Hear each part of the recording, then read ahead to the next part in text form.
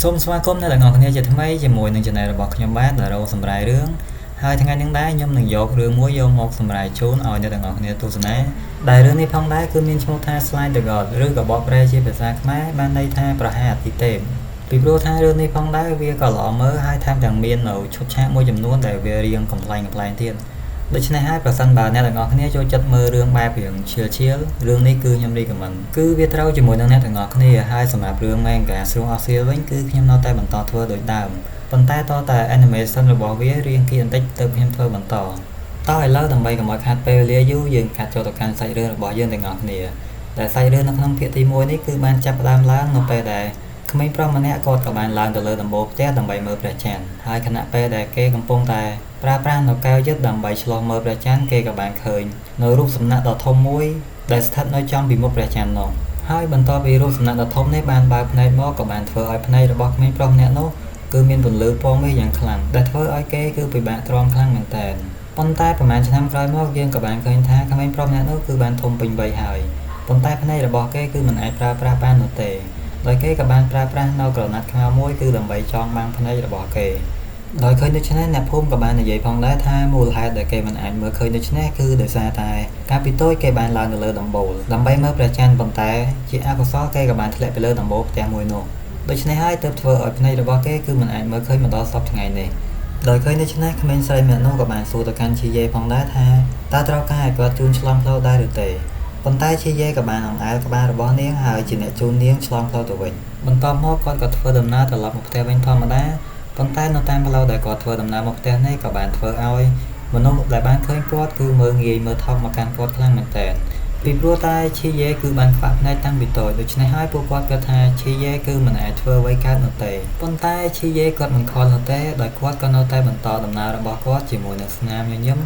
ដើម្បីត្រឡប់ទៅផ្ទះរបស់គាត់វិញហើយយើងក៏បានឃើញផងដែរថាឈីយេគឺជាក្មេងកំព្រាឪពុកម្ដាយតាំងពីតូចដោយគាត់គឺរស់នៅជាមួយនឹងមីងហើយនឹងប្អូនប្រុសរបស់គាត់ដោយណាមីងគាត់បានឃើញឈីយេទិញរបស់របរមកច្រើនដូច្នេះគាត់ក៏បាននិយាយផងដែរថាតើឯងទិញរបស់របរមកច្រើនទៀតហើយកែងប្រាក់ទាំងអស់នេះរដ្ឋាភិបាលទុកឲ្យឯងព្យាបាលនៅជំងឺភ្នែកមួយនេះហេតុអ្វីបានជាឯងខ្ជិលខ្ជាយខ្លាំងម្ល៉េះប៉ុន្តែឈីយេក៏បានតបទៅវិញថាណាមីងជីវភាពរបស់យើងគឺខ្វះខាតខ្លាំងណាស់ដូច្នេះហើយ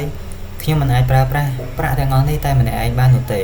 េបន្ទាប់មកគាត់ក៏បានប្រាប់ទៅកាន់ឈីយេថានៅពេលនេះគ្រូពេទ្យដែលពិនិត្យភ្នែករបស់ឯងគឺគាត់បានមកដល់ហើយពេលនេះគឺគាត់ស្ថិតនៅក្នុងបន្ទប់បន្ទាប់ពីឈីយេបានចូលមកដល់ក្នុងបន្ទប់ហើយលោកគ្រូពេទ្យម្នាក់នោះក៏បានណែនាំខ្លួនរបស់គាត់ផងដែរថាគាត់គឺជាលោកគ្រូពេទ្យថ្មីដែលត្រូវមកពិនិត្យជំងឺភ្នែករបស់ឈីយេជារៀងរាល់ខែពីព្រោះថាលោកគ្រូពេទ្យចាស់គឺបានផ្លាស់ប្ដូរចេញពីមន្ទីរពេទ្យនេះហើយដូច្នេះហើយចាប់ពីពេលនេះតទៅយើងទាំងពីរនាក់គឺត្រូវជួបគ្នាជារៀងរាល់ខែបន្ទាប់មកគាត់ក៏បានសាកសួរនៅសំណួរមួយចំនួនទៅកាន់ឈីយេផងដែរដោយឈីយេក៏បានឆ្លើយថា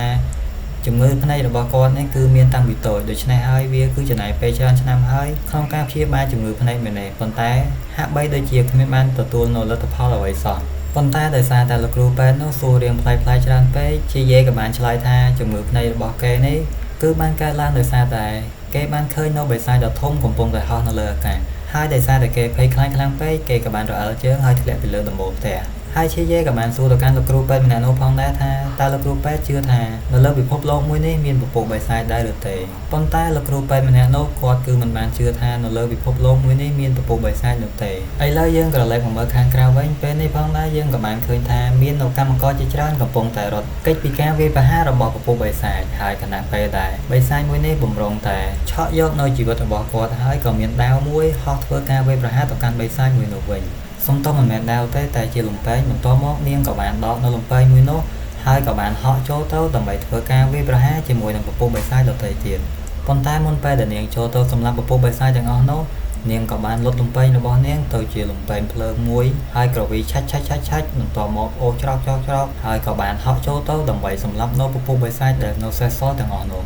ហើយយើងក៏បានឃើញថាវិជាលំពែងរបស់នាងគឺពិតជាខ្លាំងក្លាមែនទែនដោយជួបបិសាចមួយសម្រាប់មួយជួបពីរសម្រាប់ពីរហើយមិនដល់1នាទីផងបិសាចទាំងអស់នោះក៏ត្រូវបាននាងកម្ចាត់ចោលទាំងអស់បន្ទាប់មកនាងក៏បានរាយការណ៍ទៅកាន់មនុស្សម្នាក់ថានៅពេលនេះបេសកកម្មរបស់នាងគឺត្រូវបានបញ្ចប់ហើយឥឡូវយើងក៏លេចមកមើលបុរសទាំងពីរនាក់នេះវិញពួកគេក៏កំពុងតែត្រូវបានរួមព័ទ្ធដោយពពួកបិសាចផងដែរបន្ទាប់មកបុរសម្នាក់គាត់ក៏បានប្រើប្រាស់នៅដៃរបស់គាត់ដើម្បីបញ្ចេញនូវស្នៀតម្យ៉ាង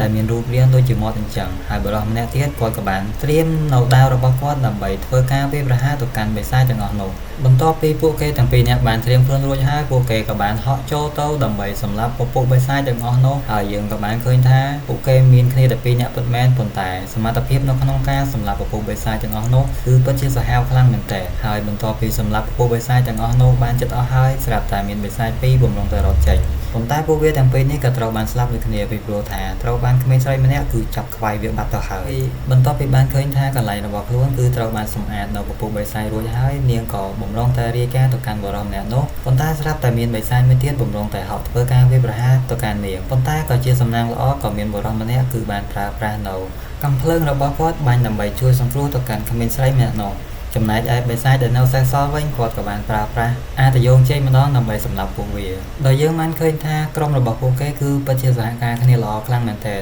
ដោយមានទាំងអ្នកប្រមាញ់បិសាចក៏ដូចជាមានអ្នកនៅចាំមើលនៅកាយរណបដើម្បីដឹងពីទីតាំងរបស់បិសាចឥឡូវយើងក្រឡេកមកមើលបរិសម្នាក់នេះវិញខណៈពេលដែលគាត់កំពុងតែតាមសម្លាប់នៅពពួកបិសាចពួកវាក៏បានតោងនៅជញ្ជាំងដើម្បីឡើងទៅលើធ្វើឲ្យគាត់គឺពិតជាឈឺក្បាលខ្លាំងមែនទែនពីព្រោះថាគាត់គឺត្រូវការឡើងនៅកម្មយន្តការដើម្បីតាមសម្លាប់ពួកវាចំណែកឯកន្លែងដទៃទៀតបន្ទាប់ពីបញ្ចប់នៅបេសកកម្មក៏បានប្រើប្រាស់នៅកណ្ដឹងមួយដែលវាមានសមត្ថភាពដើម្បីលុបការចងចាំទៅកាន់មនុស្សគ្រប់គ្នាពីព្រោះថាពួកគេគឺមិនចង់ឲ្យដឹងថាមានវត្តមានបិសាចនៅលើភពផែនដីនោះទេឥឡូវយើងក្រឡេកមកមើលបរិសម្នាក់នេះវិញនៅពេលដែលគាត់ដេញបិសាចអត់ទាន់ហើយថែមទាំងត្រូវបានពពួកបិសាចហ្នឹងទះកាប៉ែកូដឺទៀតមីដេញមកដែលធ្វើឲ្យគាត់ហ្នឹងគឺកាន់តែឆេះដុំខ្លាំងឡើងហើយប៉ុន្តែនៅពេលដែលគាត់ដេញអត់ទាន់ហ្នឹងស្រាប់តែមានលំពេងមួយក៏បានហោះចេញមកព្រាមនឹងដែរក៏មានវត្តមាននៅក្មេងស្រីម្នាក់ក៏បានប្រើប្រាស់នៅលំពេងនោះក្រវីឆាច់